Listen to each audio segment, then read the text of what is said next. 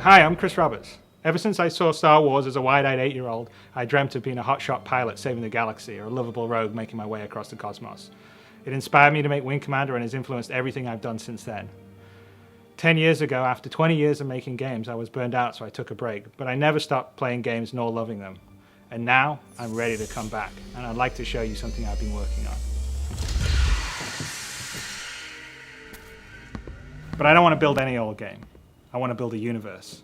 I want to build a game I always wanted to build, but I didn't have the tools to do until now. One that you can fly off a carrier fighting a heroic war on the front lines, but also one that you can muster out and find your own fortune in the stars wherever your spaceship takes you.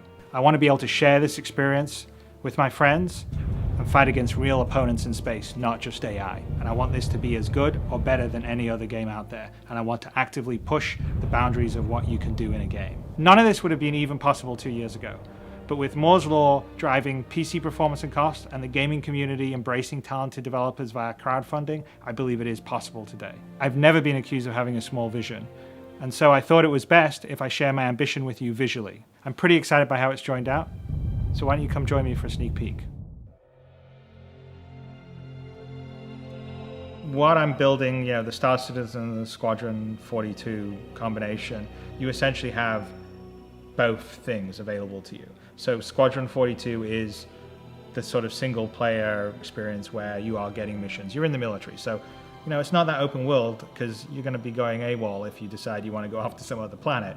So the idea of it is you serve a campaign, you fly missions, it's branching just like Wing Commander was, and you have exactly that Wing Commander experience with the added bonus of some multiplayer and your friends be able to sort of co-op play with you as wingmen when you fly your missions. But when you finish your tour of duty, you muster out and you're in the wide universe, and then it's open world. You can go where you want, do what you want, choose who you want to be. And the other thing that's nice about this is you don't have to do Squadron 42. You can get into the Star Unit. You can basically decide you're never going to go fight in the military. You can decide that I'm just going to be a merchant or I'm just going to be a pirate. I think what we're talking about here has everything that made Wing Commander great and has everything that made Privateer and Freelancer great. It basically has both things, and the single player sort of military campaign side sits inside this whole universe in a holistic fashion. The idea is that it should be dynamic. So I've talked about the universe being a living entity and something that's always changing, and it's going to change based on the player's actions. So things that players do will have an effect on the universe, and they'll also be able to become part of the universe. So a good example is, say, a player that's an explorer and they explore around enough time and they find a space anomaly and then they manage to navigate a jump. That jump point and the system that they've jumped into will get named after that player. So that player becomes part of the history and lore of the universe. And on top of that, we're going to be dynamically adding content to these universe. I'm not interested in having yearly updates. We'll have a team of people that are adding content on a weekly, every 2 weeks basis. So you're starting this system and you start in the game and it's got 50 star systems, for instance, and 2 weeks in, a jump point's discovered for another system and someone navigates it and bam, we've got a 51st system and so on. So one thing I think you'll all be very excited about is the level of fidelity in space, the graphical detail and the immersion, because it's to a level that I've never been able to achieve before. I'm trying to build a world that is so detailed and has such great texture that you forget that it's a game, which is always my goal when I'm building games. I'll just climb into the cockpit of the fighter, and as you can see, as we're sort of climbing in, there's a huge amount of detail in the cockpit, because one of the biggest keys for me in the next game I'm building is I really want to have that immersion to be complete. And we're going to do a lot of things that will really push that. Everything inside the cockpit operates and moves and works. If I look around the cockpit, you can see the displays, my hands on the throttle, my hands on the joystick. The whole idea is we're immersed fully in a cockpit that's fully rendered in 3D. So if you issue a command, you hit a button, you'll actually see your character doing the cockpit. It's all for the immersion. Well, I think immersion is really important for me because I think that you have to really visualize and create a very believable world. So that's one of the reasons why I always sort of really push the visual fidelity, is because I think that helps with the immersiveness. And the more immersive, the more connected you are to the experience. The more connected you are to the experience, I think the more fun the game itself will be. So an example of that is if we're looking around at our character, we can see that the character himself is about 100,000 faces, which is about 10 times the detail of most current day AAA games. There are about 10,000 faces or so, and so that just allows you to have a little extra detail. The wires on his pilot outfit, the creases in the uniform, and have it really stand up when you come in close and not break down because it's too pixely.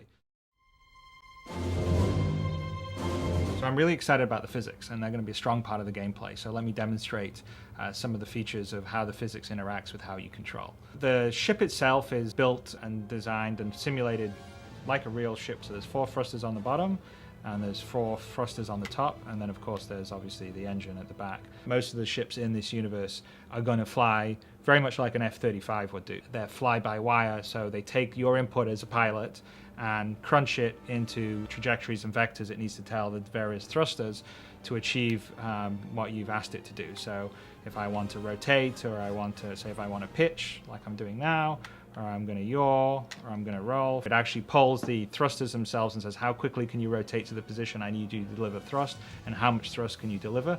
And the thrusters talk back to the flight computer and says, okay, I can get you there in 0.1 of a millisecond, and I give you this much thrust. The whole system is dynamically doing that every single frame and flying that way. It's really cool because what happens is a lot of unexpected or dynamic behavior happens by it. And then, for instance, if we're flying around in a dogfight, one of our thrusters gets damaged, it will affect our maneuverability. And it's not a matter of changing a script or data, it's actually all dynamically simulated in the system.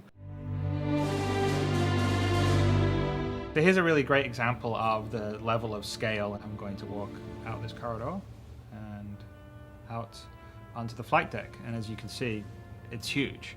The carrier that's in the prototype level is about 1 kilometer in size. It's full of activity and spaceships and people. So one of the things that I'm the most excited by the technology we've been working on is the ability to scale. So we have detail for scale at a human level. So our character is about 1.8 meters in size. Then the same level of detail for a fighter craft that you'll fly, or a bigger craft, which say this fighter craft is 27 meters in size.